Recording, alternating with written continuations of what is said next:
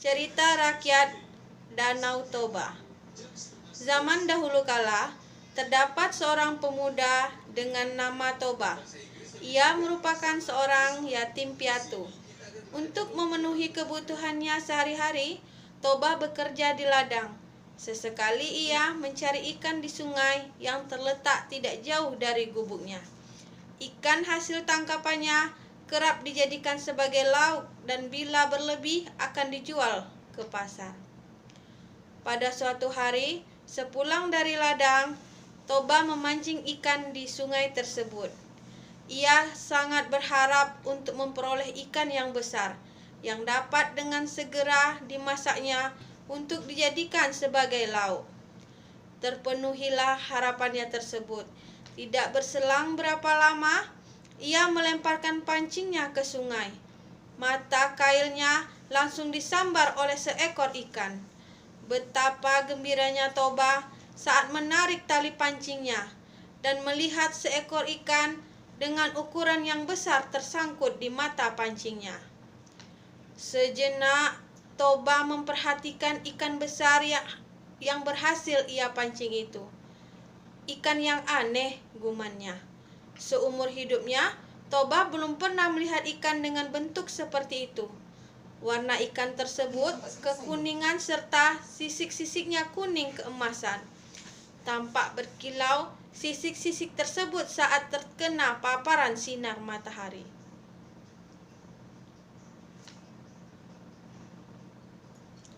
Saat Toba melepaskan mata kail dari mulut ikan tangkapannya tersebut, tiba-tiba terjadi sebuah keajaiban yang sama sekali tak pernah ia duga.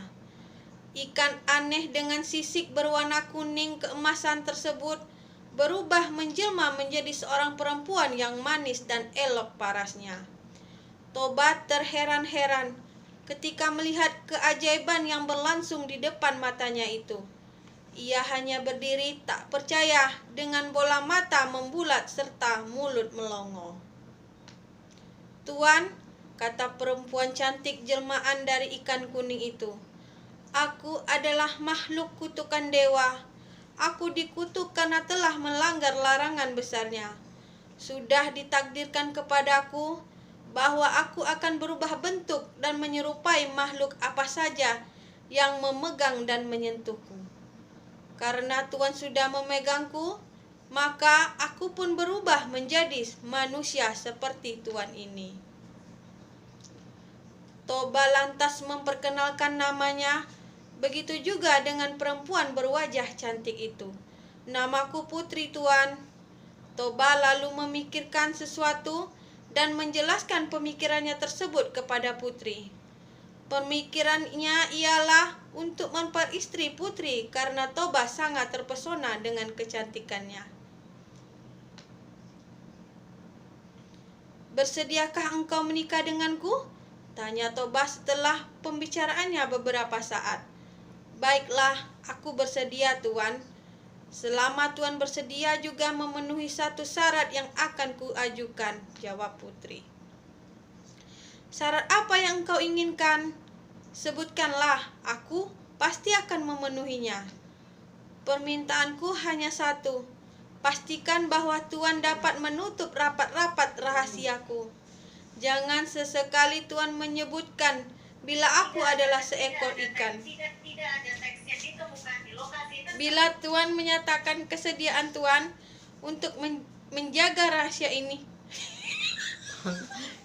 lah banyak macam itu. aku bersedia menjadi istri Tuan."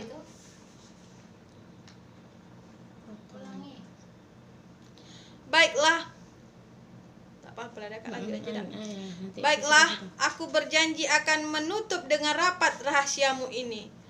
Rahasia ini akan hanya kita ketahui berdua," kata Toba. Toba dan Putri pun akhirnya menikah. Pasangan tersebut hidup rukun dan berbahagia. Walau dalam kesederhanaan, kebahagiaan mereka serasa kian lengkap dengan kehadiran buah hati mereka, seorang anak laki-laki yang diberi nama Samosir. Samosir tumbuh menjadi anak yang sehat dan memiliki tubuh yang kuat. Sayangnya, Samosir memiliki sifat yang pemalas dan agak nakal. Kehidupan Samosir sehari-harinya hanya tidur-tiduran.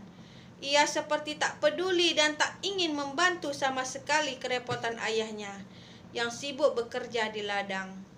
Bahkan, untuk sekedar mengantar makanan dan minuman untuk ayahnya pun Samosir seringkali menolak bila diminta. Seandainya mau, Samosir akan melakukannya dengan malas-malasan dan berwajah yang sangat bersungut-sungut. Kian hari, kian bertambah malas kelakuan Samosir. Hal tersebut dikarenakan ibunya terus memanjakannya. Apapun yang diminta oleh Samosir akan selalu diusahakan oleh ibunya untuk dipenuhi.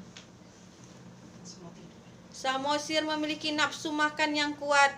Jatah makanan sehari untuk keluarga dapat dihabiskannya dalam waktu sekali makan. Toba merasa harus bekerja lebih keras supaya bisa memenuhi keinginan makan anak semata wayangnya yang luar biasa itu. Pada suatu hari, Samosir diminta ibunya untuk menghantarkan makanan dan minuman untuk ayahnya yang sedang bekerja di ladang. Samosir yang sedang bermalas-malasan pada mulanya enggan untuk menjalankan perintah ibunya tersebut. Meski demikian, setelah ibunya memaksa dan terus-menerus, akhirnya Samosir bersedia mengantarkan makanan dan minuman tersebut dengan wajah yang muram dan bersungut-sungut.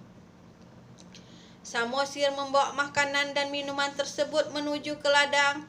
Di tengah perjalanan, Samosir tiba-tiba merasa lapar. Dihentikannya langkah menuju kebun. Samosir lalu memakan makanan yang seharusnya akan diberikan untuk ayahnya. Makanan itu tidak dihabiskannya semua dan hanya disisahkan sedikit. Dengan makanan dan minuman yang tersisa sedikit itu, Samosir lalu melanjutkan perjalanannya menuju ke ladang. Setelah tiba di ladang, Samosir membagikan makanan dan minuman yang tinggal sedikit untuk ayahnya. Toba yang sudah sangat merasa lapar karena bekerja keras pagi, langsung membuka bekal dan sangat ingin memakannya. Terperanjatlah Toba ketika melihat makanan siang untuknya sudah tinggal sedikit. "Mengapa jatah makanan dan minumanku tinggal sedikit?" tanya Toba dengan raut wajah marah.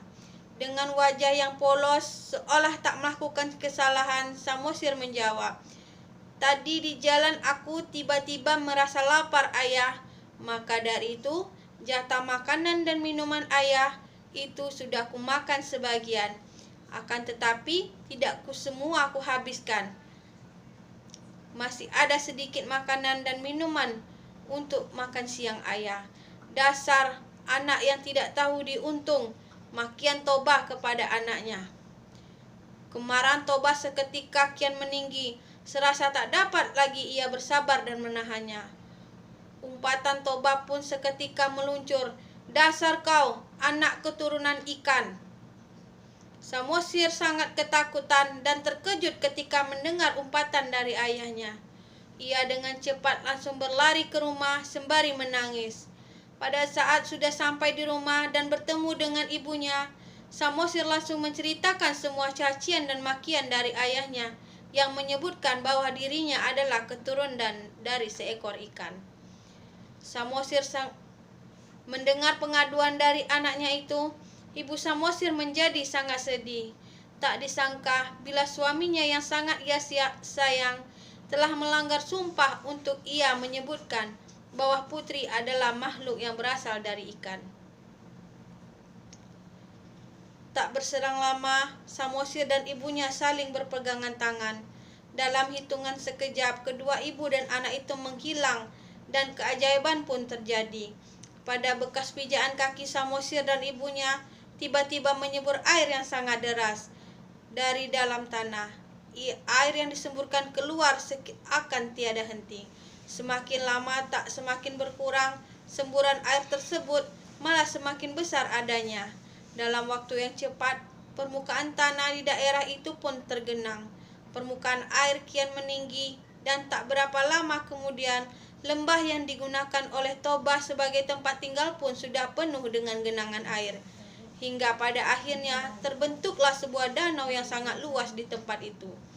Penduduk sekitar lalu menamakan danau tersebut sebagai Danau Toba. Adapun pulau kecil yang terletak di tengah Danau Toba itu tersebut sebagai Pulau Samosir sebagai penanda bahwa itu merupakan tempat di mana Samosir dan ibunya berpijak untuk terakhir kalinya.